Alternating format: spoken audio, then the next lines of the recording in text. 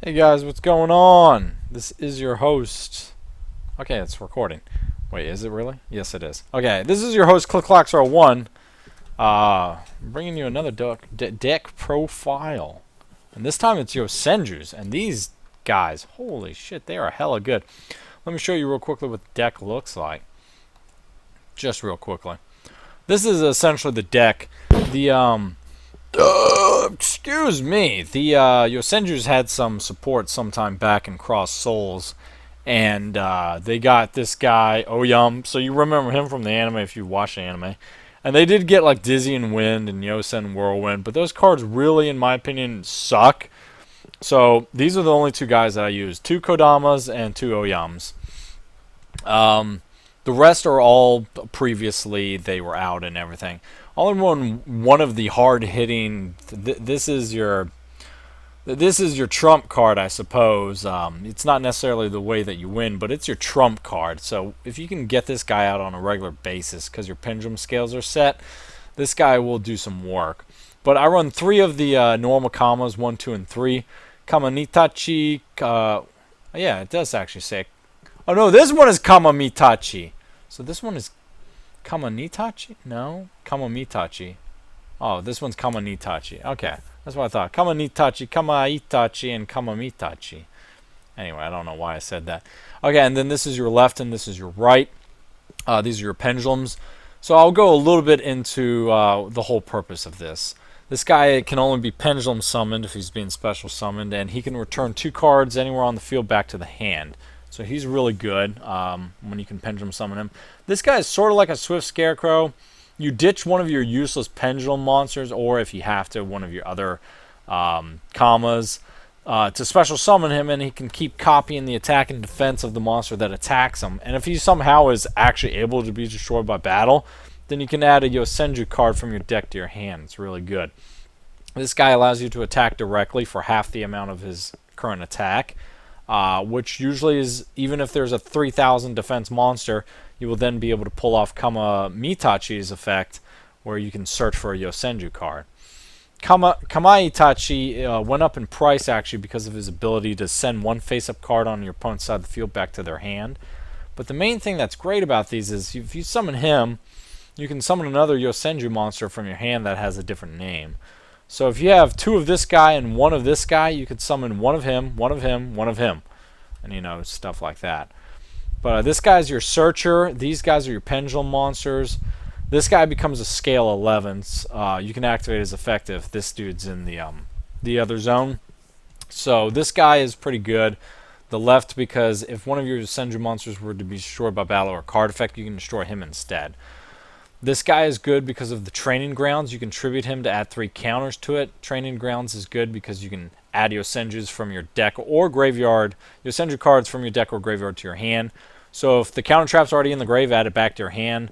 The main thing that I'm going for with this guy is the kamas or the counter trap. So Pot of Duality, because this deck, except for when you special summon dieback, you don't special summon. I mean, these Exceed monsters are just in case. I almost never Exceed summon. Almost never. Probably 5% of the time I Exceed summon. So Pot of Duality is very good searcher. Searching out for your Robin Goblin so you can start getting your opponent's hand down to 0. Tenkies, because they're all Beast Warriors. I mean, except for obviously the Rocks and the Beast. The rest of the Yosenjus are all Beast Warriors. And then the counter trap, the most broken counter trap in the entire Yu-Gi-Oh game. So that's that. And then I'll actually just go ahead and show you, since you know a little bit about what Yosenju is good for. Now I'll show you why they're actually good. Okay. So this guy, he was running something, I don't know, 60 cards. It wasn't very good, but he tried, and so he went first. Okay. So now you can see in my hand, unfortunately, since you can't normal summon, in addition to your regular normal summon, another Yosenju monster that has the same name, you can't normal summon him and then normal summon him. So I went ahead and did this. Just went ahead and saw if I could destroy it. I couldn't, so I went ahead and set my 3 traps and played my pendulum scale, or the pendulum monster, so that way I could activate secret move on my opponent's turn. because you have to have a face-up Yosenju card in order to activate its effect. If you didn't have a Yosenju monster on the field, then you couldn't activate it, except it just has to be a Yosenju card. He's not a monster, he's a spell right now, but he's still a Yosenju card. So anyway, let's see with this guy. So he tried doing it on the compulse. I was like, no, negate it. So I just went ahead and set the monster. I just sent it back to the hand. Now what I'm going to do, actually, is I'm going to normal summon him. And I could have, you know, extra normal summoned him and then activated his effect. But instead what I did was I set the pendulum scale and pendulum summoned this Kamae Itachi. So that's exactly what I did. Now I can activate his effect. His effect says if there's one other Yosenju monster that you control, then you can activate the effect of returning one face-up card your opponent controls back to the hand. And now I can attack directly for 32. And take a card out of his hand. And another card out of his hand. That's the reason why I prefer Robin Goblin over the Dizzying Village of the Whirlwind, or the Yosen Dizzying Village thing. It's not that great. And instead of it being destroyed by battle, I destroyed my left. Which is great. Now he's essentially screwed. Because now I can send that back and attack directly with all three. And, yeah, and he realized it, so he quit out. So I was like, okay, whatever. And then versus Dark Worlds. At least I think it's Dark Worlds. You be the judge of it. I mean, look at it. It's got these three cards in them, and I know people with Dark Worlds who run that shit. Yeah, it's Dark Worlds. Okay. So anyway, he went first. He set the call. Okay. So I don't have much going on for me right now from the looks of it, but you've got a searcher for your Kama 3 or the Kama Mitachi, because he's going to be your searcher for other Yosenju cards. And you've got a Pot of Duality because you're not going to be special summoning this time. So search for him, play Pot of Duality, get the Robin Goblin, play Yosen Training Ground, 1 counter on it, 2 counters on it. So when it's got 3 counters, you can search for another Yosenju card. Attack, search, attack, set the 2 counter traps and the Robin Goblin. So now he's going to have to contend with 2 counter traps that can stop just about anything. Stop a train almost. Okay, summon that. I was like, whatever, Robin Goblin to your face. That wasn't very intimidating, but I know I can send it back to the hand. So I went ahead and did that. I can search for a card. Brought a die back to my hand. Pendulum summon die back. Send the 2 cards on my opponent's side of the field back to the. Oh, okay. Or just do that. Yeah, there you go. Search. Yeah, you can bring Tenki back to your hand. Daibak is anywhere on the field. Kamae Itachi is only on your opponent's side of the field, and it has to be face up. He can be face up or face down cards to return back to the hand. So I knew that he could take care of the monster and he could take care of the back row. And I sent the Tenki back to my hand so that way I could activate it again to search for another thing. Obviously. Okay, and then that's game. So Yosenjus are very, very, very powerful. Notice that I do not run any Typhoons, because I don't really feel I need to.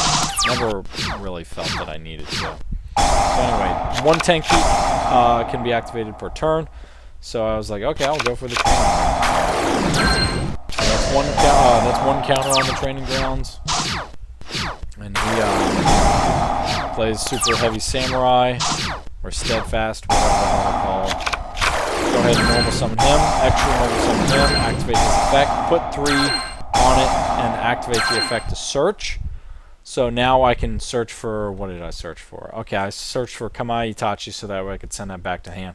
Now you can banish him from the grave to extra normal summon a monster from your hand, a Yosenju monster from the hand. So I'm going to get 2 cards out of this bitch's hand. And attack, go for the counter trap.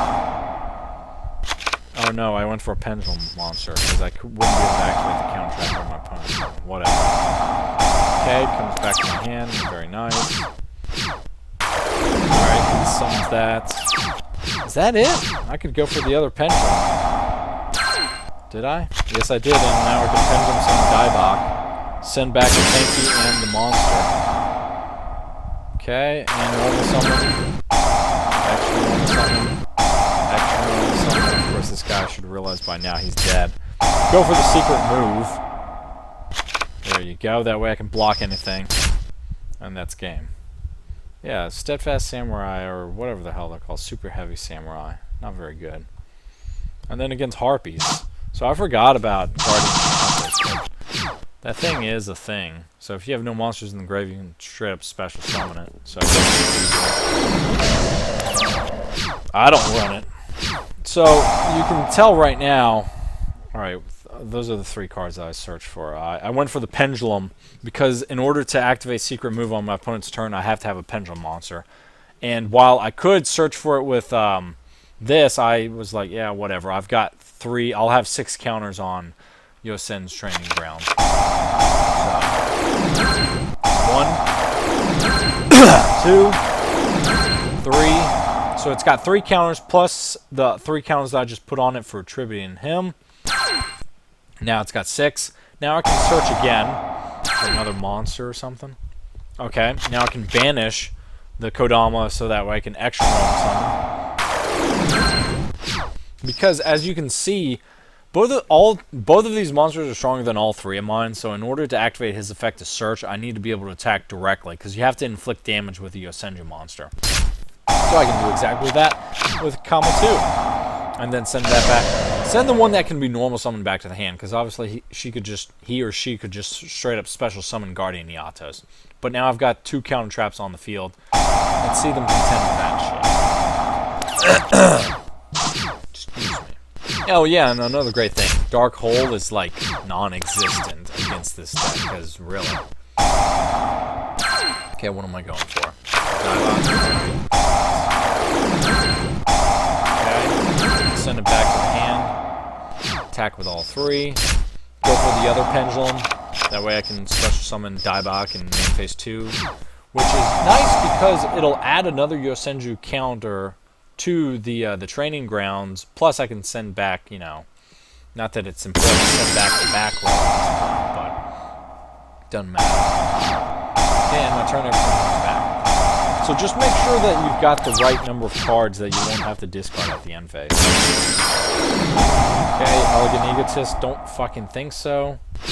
So I can activate Oyam's effect to block it. Send one of my Kamas that I won't be needing anymore because I'm about to finish him next turn when I summon Daibak.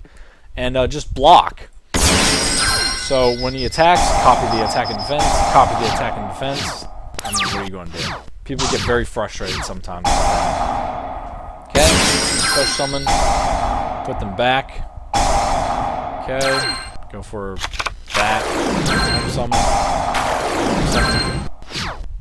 Go ahead and attack, and that's game. So there you go. Against Harpies. Yosenju's really against anything, but I'm only going to show these 5 right here, and then this last one right here. So I go first, activate the Tenki, go for the Searcher, put 4 counters on it.